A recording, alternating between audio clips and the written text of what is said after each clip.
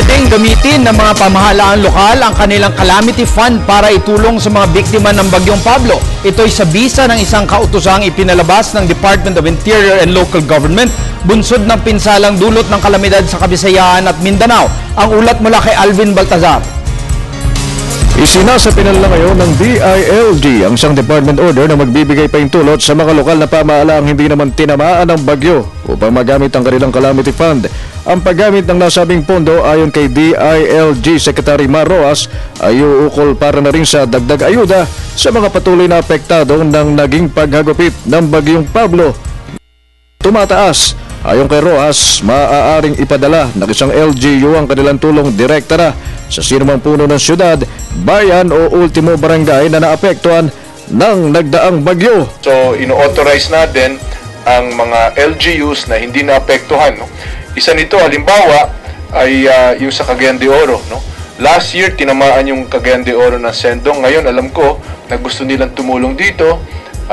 Kasi maraming tumulong sa kanila. Ngayon, this year, ang Cagayan de Oro had no casualties. At batay sa pagtaya ng kalihim, lubang matatagalan pa bago ganap na makabangon ang mga lugar na tinamaan ng matinding unos. Sa looban niya ng isang taon ayon kay Rojas, ay posibleng nasa rebuilding stage pa rin sila dahil na rin sa lawak ng pinsalang iniwan ni Pablo na nag-iwan na ng mahigit sa 700 kataong patay. It will take some time really to rebuild the communities and the municipalities. Yung mga poblasyon, halos na wipe out, lalo na yung mga mas malalayo sa poblasyon.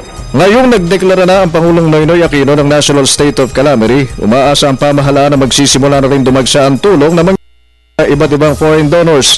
Pati nga ang Federation of Filipino-Chinese Chamber of Commerce and Industry nagbigay na ng 10 milyong pisong tulong sa mga nasalanta at handa umanong magsagawa ng assessment sa gitna ng posibilidad na tumulong sa pagtatayo ng bahay o paaralan.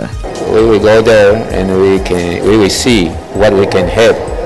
Maybe it's a house, donate some houses or various school. Para sa telebisyon ng Bayan, Alvin Baltazar.